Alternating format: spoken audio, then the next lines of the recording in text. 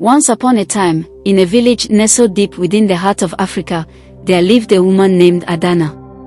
She was kind-hearted and gentle, but her heart ached with longing, for many years had passed since she and her husband, Chinedu, had been blessed with a child of their own. Despite their fervent prayers and endless hopes, their home remained empty, echoing with the silence of unfulfilled dreams. As the years went by, Adana's yearning for a child grew stronger with each passing day. She would often wander to the banks of the nearby river, drawn by its coming waters and the whispers of the wind that danced through the reeds. There, beneath the shade of a towering baobab tree, she would sit in quiet contemplation, gazing out across the rippling surface of the river, wondering if her prayers would ever be answered. One day, as Adana sat by the river, her heart heavy with sorrow, she heard a soft voice calling out to her from the water. Startled, she looked around, but saw no one there. "Who calls to me?" she asked, her voice trembling with uncertainty. "It is I, the river goddess," came the gentle reply, as the waters began to shimmer and swirl before her eyes. "I have heard your prayers, Adana, and I have come to offer you a gift." Adana's eyes widened in wonder as she watched a beautiful maiden emerge from the depths of the river, her skin glistening like polished ebony and her hair cascading in waves of liquid gold.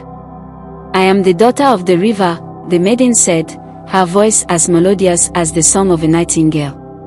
"And I have been sent to you as a token of the goddess's favor." Overwhelmed with joy and gratitude, Adana embraced the maiden, her heart overflowing with love for the daughter she had always dreamed of. Together, they returned to the village, where Chinedu awaited them with tears of happiness streaming down his cheeks. From that day forth, the maiden, whom they named Nneka, brought light and laughter into their home. She grew into a beautiful young woman, beloved by all who knew her, her presence a blessing to the entire village. But as Nneka blossomed into womanhood, whispers began to spread throughout the village of her mysterious origins.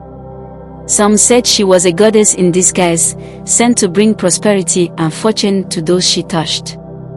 Others whispered of dark magic and hidden dangers, warning of the consequences of meddling with the forces of nature. Despite the rumors and suspicions that surrounded her, Nneka remained steadfast in her love for Adana and Chinedu, grateful for the family that had welcomed her with open arms. And though the truth of her origins remained shrouded in mystery, one thing was certain: the bond between mother and daughter, forged by the waters of the river and the blessings of the goddess, would endure for all eternity. As Nneka blossomed into a radiant young woman, her beauty and grace captivated the hearts of all who beheld her. Suitors from far and wide journeyed to the village, drawn by tales of her unparalleled loveliness and the whispered prophecy that surrounded her. It was said that whoever Nneka chose as her husband would be destined for greatness, their future intertwined with hers in ways beyond mortal comprehension. Eager to win her hand, the wealthiest and most influential men in the village spared no expense in their efforts to court Nneka. They showered her with lavish gifts and elaborate displays of affection, hoping to capture her heart with their opulence and charm. But Nneka, wise beyond her years, looked beyond mere material wealth and superficial allure, seeking a deeper connection rooted in kindness, compassion, and true love. Despite the lavish attention bestowed upon her, Nneka remained steadfast in her resolve to choose a partner based on the content of their character rather than the size of their purse. She treated each suitor with respect and courtesy, but her heart remained untouched by their grand gestures and empty promises. As the days turned into weeks and the weeks into months, the village buzzed with speculation and anticipation, eager to see who would ultimately win the hand of the village's most coveted maiden. Each suitor tried to outdo the others in their attempts to win Nneka's affection, resulting to increasingly extravagant displays of wealth and power in their quest for her hand in marriage. But despite their best efforts, Nneka remained unmoved, her heart unswayed by the glittering baubles and empty flattery that surrounded her. She continued to search for a partner whose values aligned with her own, someone who valued integrity, humility, and compassion above all else. As the day of Nneka's decision drew near, the tension in the village reached a fever pitch, with whispers of the prophecy and speculation about her choice filling the air. Would she choose the wealthier suitor, ensuring a life of luxury and privilege? Or would she follow her heart and choose a partner whose worth could not be measured in material wealth alone? The day of reckoning arrived, and the entire village gathered to witness the momentous occasion. With bated breath, they watched as Nneka approached the line of suitors, each vying for her attention with eager anticipation. And then, with a smile that lit up the entire village, Nneka made her choice, selecting not the richest or most powerful suitor, but the one whose heart shone brightest with sincerity and kindness.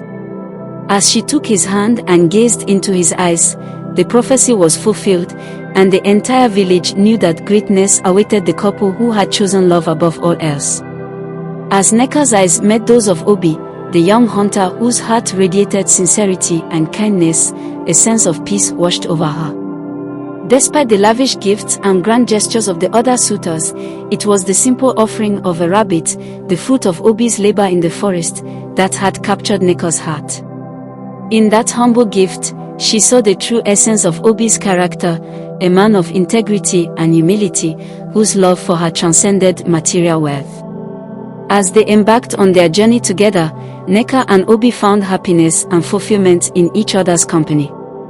They lived in harmony with nature, their days filled with laughter and love as Obi continued to hone his skills as a hunter, never failing to provide for his growing family. With each passing day, the bond between them grew stronger, their love serving as a beacon of hope and inspiration to all who knew them. As the years went by, Nneka and Obi's love brought prosperity not only to their own household but to the entire village as well.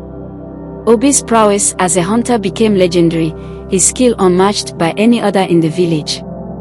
With each successful hunt, he brought abundance to the community, ensuring that no one went hungry or wanting.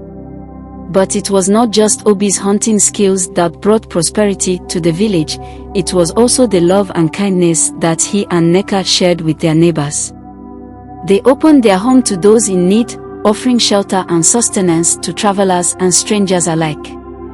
Their generosity knew no bounds, and their deeds of goodwill spread far and wide, earning them the respect and admiration of all who knew them.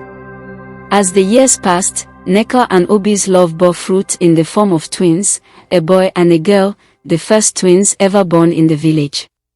Their arrival was greeted with joy and celebration, and the entire village rejoiced at the blessing bestowed upon their beloved couple. With each passing generation, the descendants of Nneka and Obi continued to bring prosperity and blessings to the village, their legacy enduring for generations to come. And as the village blossomed and thrived under their watchful gaze, the memory of Nneka and Obi lived on as a testament to the power of love, kindness, and the fulfillment of prophecy. Thank you for watching. If you enjoyed the story, please leave a heart for me, share and subscribe for upcoming tales.